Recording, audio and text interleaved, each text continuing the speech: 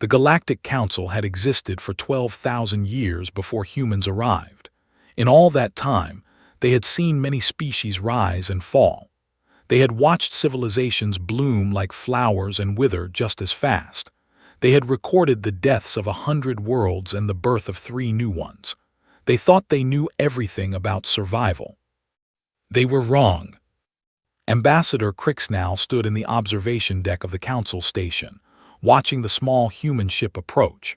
It was an ugly thing by galactic standards. The smooth curves and elegant lines that marked superior civilizations were missing entirely. Instead, the human vessel was a collection of boxes and cylinders welded together, bristling with antennae and what looked like patches of metal bolted over older patches. "They actually flew here in that?"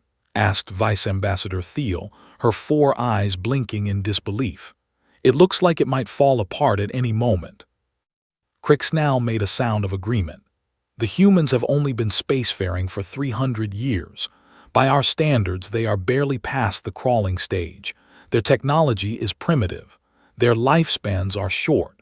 Their bodies are fragile. I give them perhaps 2,000 years before they go extinct like so many others."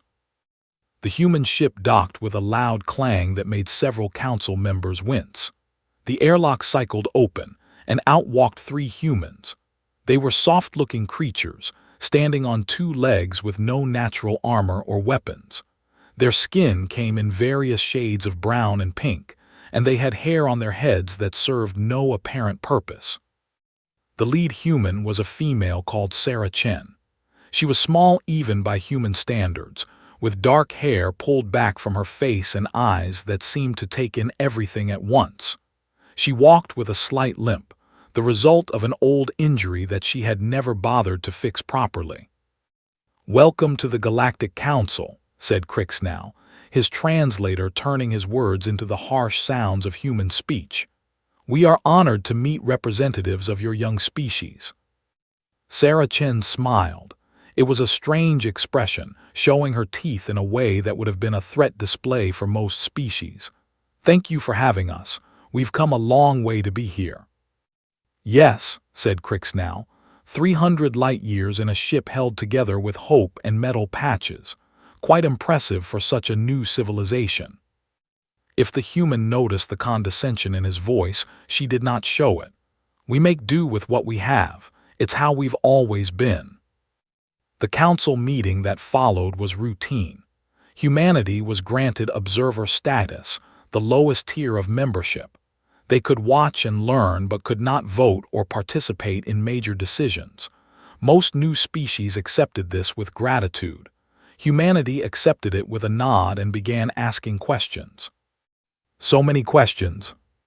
The humans wanted to know everything. They asked about faster-than-light travel.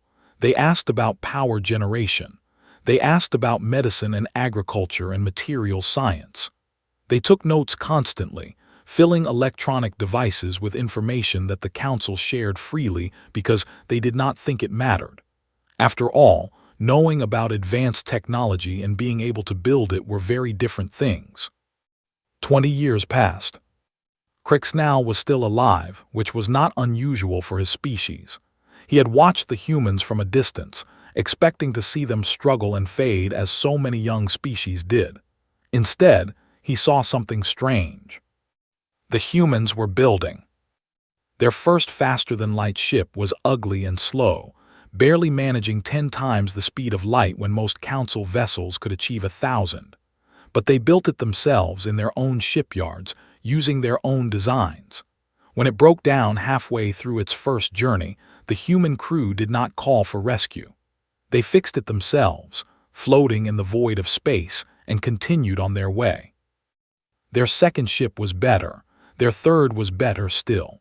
By their 10th ship, they had reached 100 times the speed of light. It was still slow, but the improvement was startling. "They learned fast," said Thiel one day, reviewing the reports. "Faster than any species we have seen." Crixnal studied the data. "It is not just that they learn fast, it is that they never stop. Most species face a setback and take time to recover. The humans face a setback and work harder." This was the first hint of what was to come. The Kreth War began in the 43rd year of human membership. The Kreth were an old enemy, a hive-minded species from the galaxy's outer rim who conquered and consumed everything in their path. They had been quiet for 5 centuries, but now they were moving again, their massive bioships sweeping across the stars. The Council mobilized its fleets. The Kreth were dangerous, but the Council had faced them before and won. This would be no different. It was very different. The Kreth had changed. Their bioships were larger now, their weapons more powerful, their numbers seemingly endless. The first Council fleet sent to stop them was destroyed in a matter of hours. The second fleet lasted 2 days before retreating in ruins. The third fleet did not return at all. Panic spread through the Council. Species that had been members for thousands of years began talking about surrender or evacuation. The Kreth could not be reasoned with, could not be negotiated with. They consumed everything and moved on. "We need to evacuate the border systems," said High Chancellor Vreen during an emergency session. "We cannot stop them with force. We must fall back and hope they lose interest." Sarah Chen, now the official ambassador of humanity, raised her hand. "We would like to help." The Council chamber fell silent. Many had forgotten the humans were even there. They were such a small presence, such a new and weak species. "Help," said Vreen, his confusion evident. "How could you possibly help? Your ships are slow. Your weapons are primitive. You have no experience with war on this scale." "We have experience with survival," said Sarah Chen. "We would like to send our fleet to the front lines." Crix now leaned forward. "Ambassador Chen, I mean no disrespect, but your entire military force consists of perhaps 50 combat vessels. The Kreth have destroyed thousands of our ships. Sending your fleet would be suicide."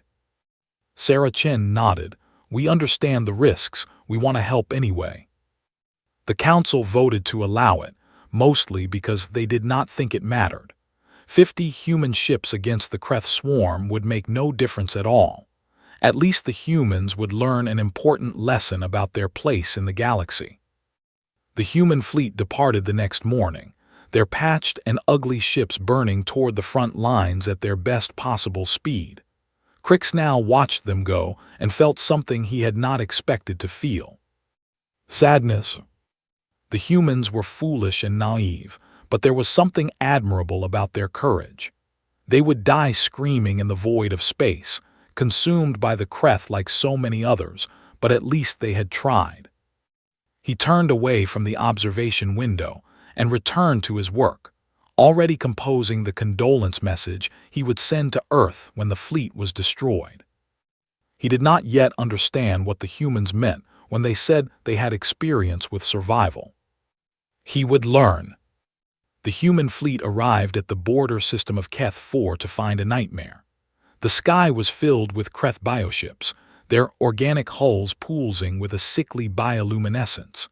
They moved like a swarm of insects, coordinated by the hive mind that controlled them all, and they were in the process of consuming the planet below. Captain James Walker stood on the bridge of the HSS Endurance, the flagship of the human fleet, and watched the Kreth work. The bioships were landing on the surface, their feeding tendrils already burrowing into the ground, extracting minerals and organic matter to fuel their reproduction. In a few days, the planet would be a dead husk, and the Kreth swarm would be twice as large. "Sir," said his tactical officer, "we're detecting over 3,000 enemy vessels. They've noticed us." Walker nodded. "Begin Operation Thorn. All ships scatter pattern Delta, hit and run just like we practiced." The human fleet broke apart like a school of fish, each ship heading in a different direction. The Kreth responded by sending groups of bioships to pursue each human vessel. They were faster than the human ships, much faster, but the humans had known this from the start.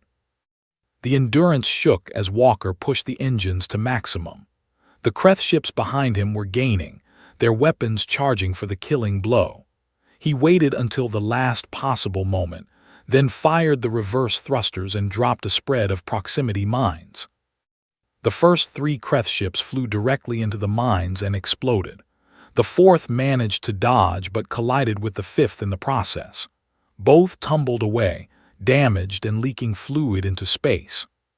5 down, said Walker, already accelerating away. Only 2,995 to go. The battle went on for hours. The humans could not match the Kreth in speed or firepower, so they did not try.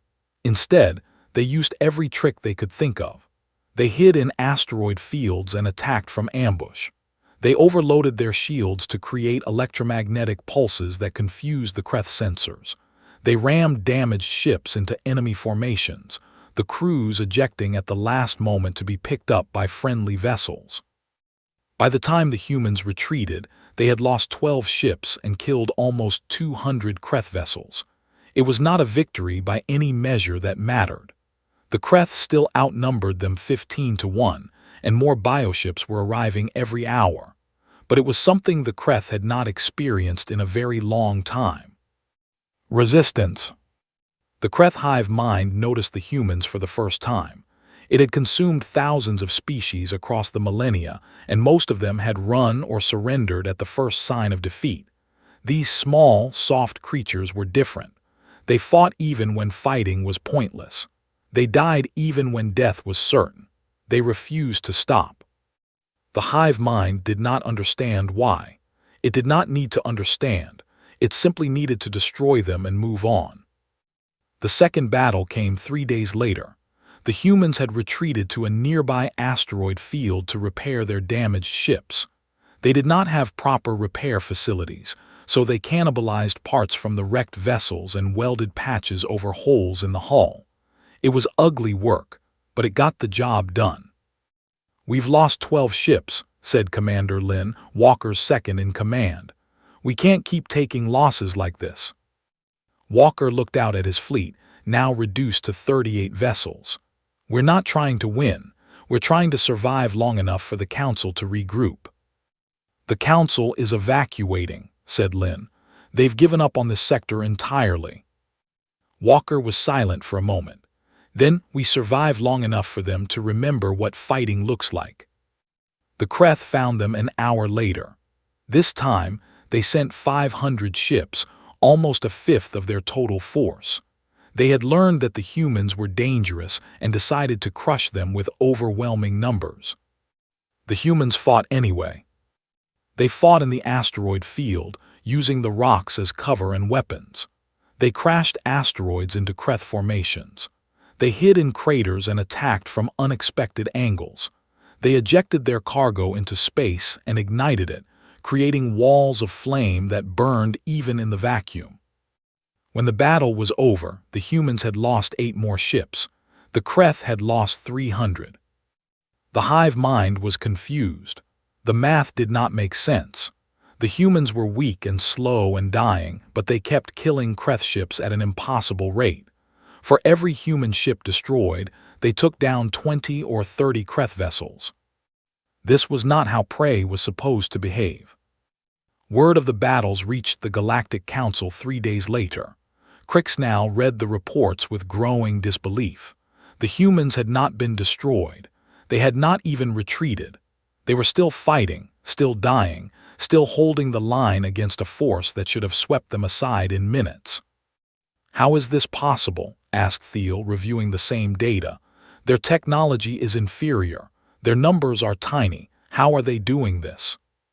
Crixnow thought about everything he knew about humans: their short lives, their fragile bodies, their refusal to give up even when hope was lost. "They are persistent," he said slowly. "We always knew that about them. We just did not understand what it meant."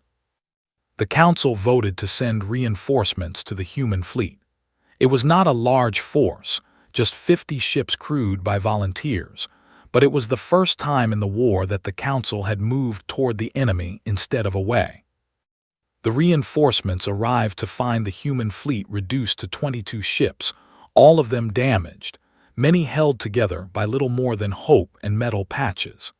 Captain Walker met the Council commander on the docking bridge of the Endurance. his face covered in burned scars from an explosion 3 days before. "Thank you for coming," he said. "We can use the help."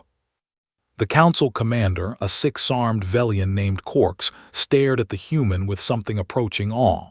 "You should be dead. Your entire fleet should be dead. How are you still fighting?" Walker smiled, the expression strange on his scarred face. "It's what we do. We don't know how to do anything else." The combined fleet held the line for 2 more weeks. The Kreth threw everything they had at the defenders, and the defenders threw everything back. Ships were destroyed and rebuilt. Crews were killed and replaced. The humans showed the Council forces tricks they had never seen before, ways to fight that bordered on insanity. They strapped explosives to asteroids and crashed them into Kreth Hive ships. They overloaded their reactors to create miniature stars that burned through enemy formations. They ejected their own crew into space in survival pods, let the Kreth capture them, and then detonated hidden bombs that killed the bioships from the inside. "This is not war," said Quarks one day, watching the humans prepare another suicidal attack. "This is survival at any cost." Walker nodded. "That's exactly what it is. War is what you do when you have a choice. Survival is what you do when you don't." The Kreth hive mind began to feel something it had not felt in 10,000 years. Fear. Not fear of death, because the hive mind was vast and losing ships was meaningless. Fear of the unknown. Fear of these small, soft creatures who refused to stop fighting no matter how many of them died. The humans were showing the Kreth something they had never seen before. Persistence. True, absolute, unwavering persistence in the face of certain death. And the Kreth did not know how to respond. The turning point came on the 18th day of the battle. The humans had developed a new weapon, cobbled together from salvaged Kreth technology and their own crude engineering. It was a virus, designed to target the organic components of the Kreth bioships. They called it the Thorn. Deploying it was a suicide mission. Someone would have to fly directly into the heart of the Kreth swarm and release the virus into the largest hive ship. The explosion of the carrier would spread the virus to the surrounding vessels, and from there, it would spread through the entire swarm. Captain Walker volunteered. "No," said Commander Lin. "We need you here, send someone else." Walker shook his head. "I'm not ordering anyone to do something I wouldn't do myself. That's not how this works." He flew the Endurance into the swarm alone, his crew evacuated to other ships. The Kreth tried to stop him, but he was too fast, too determined. He dodged and weaved through the enemy formation, taking hits that would have destroyed any other ship, somehow keeping the Endurance flying through sheer force of will. He reached the hive ship.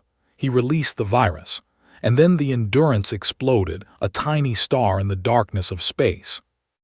The virus spread like fire through dry grass. Kreth bioships began to die, their organic systems failing, their connection to the hive mind severed. The swarm that had terrorized the galaxy for millennia began to fall apart, ship by ship, piece by piece. The Galactic Council watched in disbelief as the Kreth threat that had seemed unstoppable simply collapsed. The reinforcements they had been gathering were no longer needed. The evacuation plans could be cancelled. The enemy was defeated. And it had been done by humans. 50 small ships and their stubborn, persistent crews had accomplished what thousands of Council vessels could not. Crixnal stood in the observation deck of the Council station and watched the human survivors return. There were only 9 ships left, all of them damaged beyond repair, but the humans were smiling. They had won. They had survived. "I was wrong about them," he said to Thiel. "We all were." Thiel nodded slowly. "They showed us what survival really means, not avoiding danger, not running from threats, just refusing to stop no matter what." The survivors docked and the Council members gathered to greet them. Commander Lin, now the senior human officer, walked down the ramp with her crew behind her. She was covered in bandages and walked with a limp, but her eyes were bright. "We're sorry about Captain Walker," said High Chancellor Vreen. "He was a hero." Lynn shook her head. "He was a human, that's all. He did what any of us would have done." "What any of you would have done," repeated Vreen. "I think that is exactly what makes you so remarkable." The council voted that day to grant humanity full membership status. Not observer status, not probationary status, but full and equal membership with all the rights and privileges that entailed. It was the fastest elevation in council history. But the humans were not done. In the years that followed, humanity spread across the stars. They colonized worlds that other species considered too harsh or too dangerous.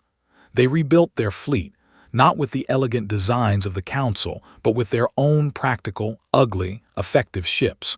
They became traders and explorers and diplomats. And they never forgot what they had learned.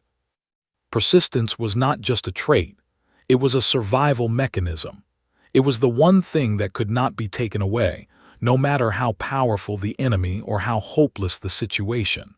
As long as you kept fighting, kept trying, kept moving forward, you had a chance. The galaxy learned this lesson well. Other species began to study the humans, trying to understand what made them so effective. They analyzed human history and found a pattern of persistence that stretched back millions of years. Humans had evolved on a world that tried to kill them at every turn, and they had survived by simply refusing to die. They had hunted prey by chasing it for days on end, outlasting animals that were faster and stronger. They had crossed deserts and oceans and frozen wastelands. They had survived ice ages and plagues and wars that killed millions. And through it all, they had kept going. "They are not the strongest species in the galaxy," wrote Crixnall in his famous treatise on human survival. "They are not the fastest or the smartest or the most technologically advanced, but they are the most persistent. They simply do not know how to give up, and in the end, that matters more than anything else." The Kreth were not completely destroyed by the virus. Some survived in the outer reaches of the galaxy, slowly rebuilding their numbers. They would return one day, the Council knew. The threat was not gone, only delayed. But the Council was no longer afraid. They had humans now. They had a species that would never stop fighting, never stop trying, never stop surviving. Whatever came next, they would face it together. And they would persist. 50 years passed after the Kreth War. The galaxy changed in ways that no one had predicted.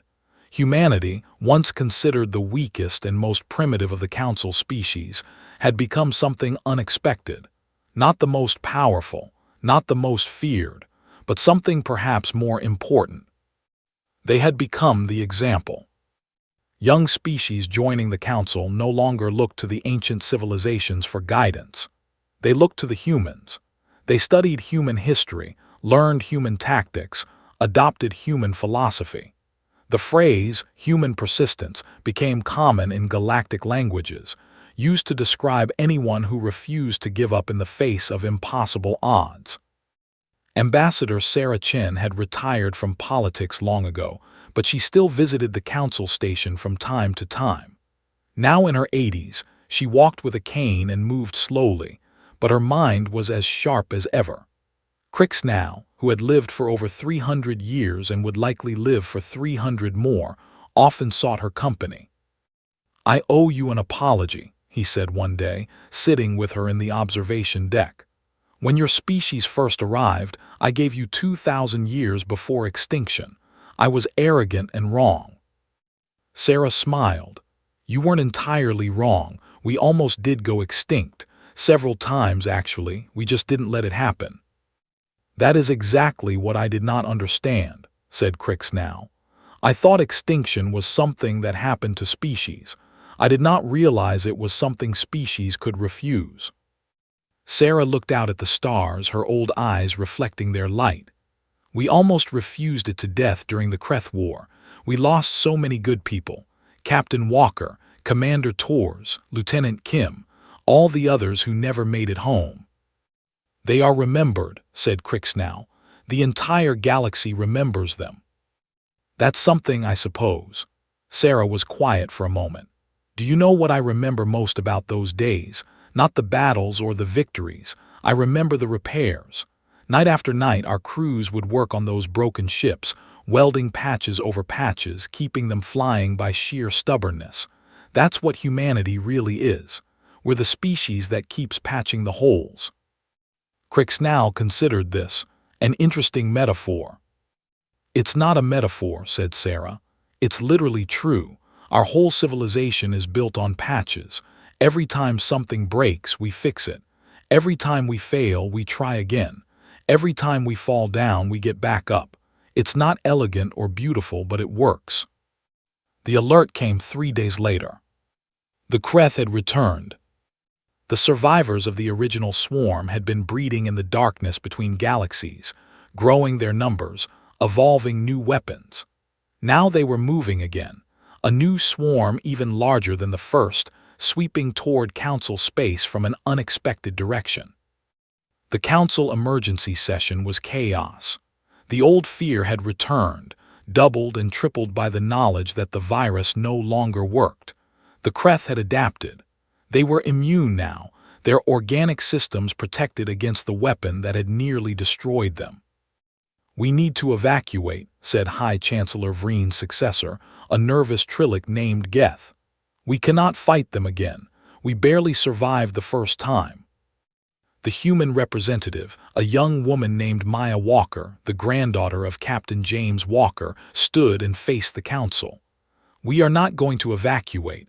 We are not going to run. We are going to fight. With what? Demanded Geth. The virus is useless. Our fleets are depleted. What possible weapon do you have that could defeat them? Maya smiled, and for a moment she looked exactly like her grandfather. Ourselves. The plan she presented was audacious. Humanity had spent the last 50 years building, not just ships but infrastructure, factories, shipyards, training facilities, weapons laboratories. They had turned their home system into the most heavily defended place in the galaxy, and they had spread that knowledge to every human colony. More than that, they had been training other species, teaching them human tactics, showing them how to fight with persistence instead of just power. We have 30,000 combat vessels ready to deploy, said Maya. Human ships, crewed by human crews. We have another 50,000 ships from species we have trained. And we have something the Kreth do not expect. She pulled up a holographic display showing a device that looked like nothing the Council had ever seen. It was massive, larger than most space stations, covered in antennae and emitters. We call it the Echo, said Maya. It's a weapon we have been developing in secret for the last 20 years. The Kreth hive mind is their greatest strength, but it is also their weakness. The Echo disrupts their neural network, breaking the connection between the hive mind and individual ships. Without coordination, the Kreth are just animals. Dangerous animals, but animals nonetheless. The Council voted to support the human plan. They had no better option, and they had learned to trust human persistence. The battle began 3 weeks later. The Kreth swarm emerged from hyperspace in the Keth 4 system, the same place where the first war had been fought. They found the human fleet waiting for them. Maya Walker stood on the bridge of the HSS Endurance II, named in honor of her grandfather's ship. Around her, 30,000 human vessels formed a wall of metal and fire. Behind them, the Council reinforcements waited. All ships, she said, begin Operation Echo. The device activated with a pulse of energy that rippled across the system. The Kreth swarm faltered, their perfect coordination dissolving into chaos. Ships collided with each other, weapons fired at random. The hive mind screamed across the void, trying to regain control. Now, said Maya, attack. The human fleet charged forward. They used every trick they had learned, every tactic they had developed, every piece of technology they had built. They fought the way humans had always fought, with persistence and stubbornness and an absolute refusal to give up. The battle lasted for 6 days. On the first day, the humans lost 1,000 ships. They killed 10,000 Kreth vessels. On the second day, they lost 800 ships. They killed 15,000. By the third day, the Kreth were retreating. By the fourth day, they were running. By the fifth day, the human fleet was chasing them across the system, destroying them piece by piece. On the sixth day, the last Kreth ship was destroyed. Maya stood on the bridge of the Endurance II, watching the final explosion fade into darkness. She was exhausted, covered in sweat and grime, her voice hoarse from shouting orders for 6 days straight. "It's over," she said. Her tactical officer, a young man who had been fighting since the first hour, shook his head. "No, Commander, it's not over. It will never be over. There will always be another threat, another enemy, another war." Maya nodded slowly. "You're right, but that's okay. We'll handle it the same way we always do. We'll persist." The galaxy celebrated for months. The Kreth threat was finally ended, not just pushed back but completely destroyed. The species that had terrorized civilizations for millennia was gone, wiped from existence by human persistence. But Maya was right, it was not over. In the centuries that followed, other threats emerged. Other enemies rose and fell. The galaxy faced crisis after crisis, challenge after challenge, and through it all humanity was there. Not always winning, not always successful, but always persistent. They showed the galaxy what they had always known. That survival was not about strength or speed or intelligence. It was about refusing to stop, about getting up every time you fell down, about patching the holes and keeping the ship flying no matter how bad things got. Krixnal, who lived for another 400 years, wrote the definitive history of humanity's impact on galactic civilization. In the final chapter, he described a conversation he had with Sarah Chen shortly before her death. "I asked her what the secret was," he wrote. "How did humans keep going when other species gave up? How did they persist through everything the universe threw at them?" She laughed and said there was no secret. Humans were just too stubborn to know when they were beaten. They had been fighting the universe since they crawled out of the mud on their home world, and they would keep fighting until the last star burned out. Then she said something I have never forgotten. She said that persistence was not just a survival mechanism. It was the only survival mechanism that truly mattered. All the technology and weapons and ships in the galaxy were useless if you gave up when things got hard. "The universe does not care about you," she told me. "It will try to kill you at every opportunity. The only way to survive is to be more stubborn than the universe itself." And that is exactly what humans are. The book became required reading for every species in the galaxy. Young civilizations studied it before making first contact. Ancient species read it to remember what they had forgotten, and humans read it to remind themselves of what they were. A species of persistence, a species of survival, a species that would never ever give up. The universe tried to destroy them. The Kreth tried to consume them. 1,000 other threats tried to end them. They persisted. And that made all the difference. 1,000 years after the Second Kreth War, a young alien named Threxval visited Earth for the first time. He was a historian from the Velian homeworld, researching his thesis on human persistence. The planet he found was not what he expected. Earth was beautiful and green, but it was also scarred. The marks of ancient wars and environmental disasters were still visible if you knew where to look. Cities built on the ruins of older cities, themselves built on even older ruins. Forests that had been planted by hand after the originals burned down. Oceans that had been cleaned molecule by molecule over centuries.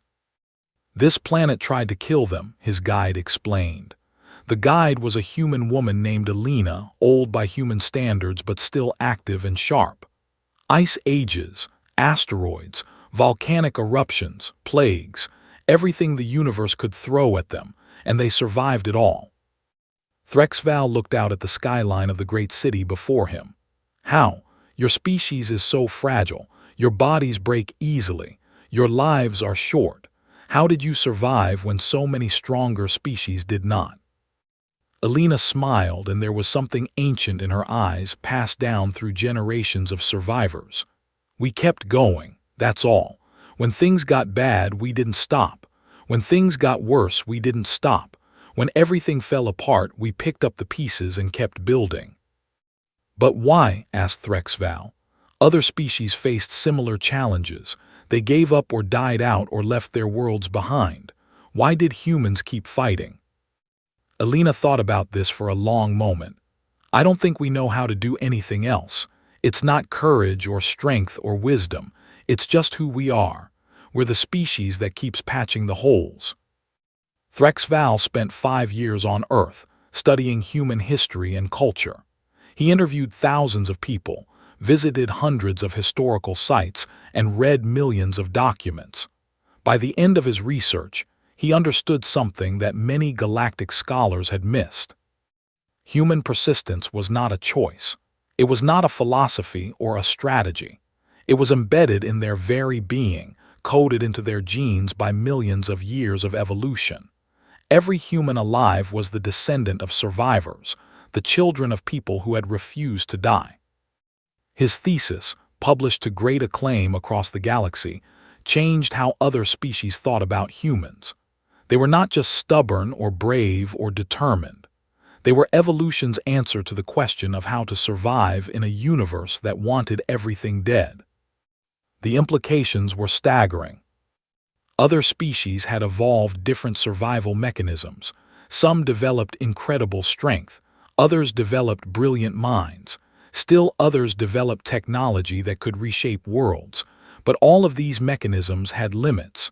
Strength could be overcome. Minds could be outthought. Technology could be countered. Persistence had no limits. As long as a single human survived, humanity would continue. As long as that human had the will to keep going, they would find a way. It did not matter how powerful the enemy or how hopeless the situation. Humans would persist. The galaxy had learned this lesson twice, once in each HFY War. Now they were learning it again, in a different way. The Great Silence came 300 years after Threxval published his thesis. It began with the collapse of the Galactic Communication Network, a failure that spread from system to system until the entire galaxy was cut off. Ships that entered hyperspace never emerged. Planets that tried to send distress signals received no response. For most species, this was the end. Cut off from each other, unable to travel or communicate, they fell into despair. Ancient civilizations that had endured for tens of thousands of years simply stopped. Their people gave up, convinced that the universe had finally won. Humanity did not give up. They could not travel through hyperspace, so they built slower ships and traveled the hard way, spending decades between stars. They could not communicate instantly, so they developed new methods, using light-speed signals and physical couriers and any other technique they could imagine. It took them 200 years, but they reconnected the galaxy. One system at a time, they visited the silent worlds. Some they found empty, their populations having died out or fled to unknown destinations. Others they found in ruins, destroyed by internal conflict or external disaster. But some they found waiting, their people surviving in isolation, hoping that someone would come. "We knew you would find us," said the last surviving Trillic, an ancient creature who had been alive during the Second HFY War. "We knew the humans would come." "How did you know?" asked the human captain who had found them. The Trillic made the gesture that meant wisdom. "Because you are the species that does not stop. Everyone else gave up when the silence came, but not you, never you." The cause of the Great Silence was eventually discovered. A species from another galaxy, so ancient that they predated the formation of stars, had decided to quarantine the Milky Way. They had been observing galactic civilization for millions of years and had concluded that it would eventually become a threat. Their technology was beyond anything the galaxy had ever seen. Their power was absolute. They could have destroyed every inhabited world with a thought. Instead, they had simply cut the galaxy off, expecting it to wither and die on its own. They had not counted on humans. When humanity's ships finally reached the barrier that separated the Milky Way from the rest of the universe, they found a message waiting for them. It was in no language anyone knew, but the meaning was clear. Stop, go no further. Your galaxy is quarantined. You will die alone. The human response was equally clear. No. What followed was not a war in any conventional sense. Humanity could not fight beings that existed on a different level of reality. They could not defeat technology that had been ancient when the first stars formed, but they could persist. They built ships that could survive the barrier's effects. When those ships were destroyed, they built better ones. When the ancient beings developed new weapons, humanity developed new defenses. When everything seemed hopeless, humans kept trying. It took them 1,000 years. 1,000 years of work and sacrifice and death. 1,000 years of setbacks and failures and tiny victories. 1,000 years of persistence in the face of an enemy that could have ended them in an instant. In the end, the ancient beings did something they had never done before. They gave up. Not because they were defeated, not because they were destroyed, but because they were tired. They had existed for billions of years and they had never encountered anything like humans. Other species surrendered or died. Humans just kept coming. The barrier fell. The Milky Way was reconnected to the universe. And humanity stood on the threshold of something new. The message from the ancient beings was short and confused, as if they did not quite understand what they were saying. We do not know what you are. We have quarantined 1,000,000 Galaxies and watched them die. You did not die. Why did you not die? The human response was the same thing Sarah Chen had told Crixnow 1,000 years before. Because we do not know how to give up. The ancient beings pondered this for a long time. Then they sent one final message before departing to wherever beings like them went. Perhaps that is why you will inherit the universe. And perhaps they were right. In the ages that followed, humanity spread beyond the Milky Way into the vast spaces between galaxies. They found other civilizations, some friendly and some hostile, and they persisted through every challenge. They built an empire that spanned a dozen galaxies, not through conquest but through survival. They became legends. Stories of human persistence spread across the universe, told by species that had never seen a human but knew what they represented. The species that kept going. The civilization that patched the holes. The beings who were too stubborn to die. And when the universe itself began to wind down, billions of years in the future, when the stars burned out and entropy claimed everything, humanity was still there. Still fighting. Still surviving. Still persisting. Because that was what they were. That was what they had always been. The species that showed the galaxy that persistence was the ultimate survival mechanism. Always.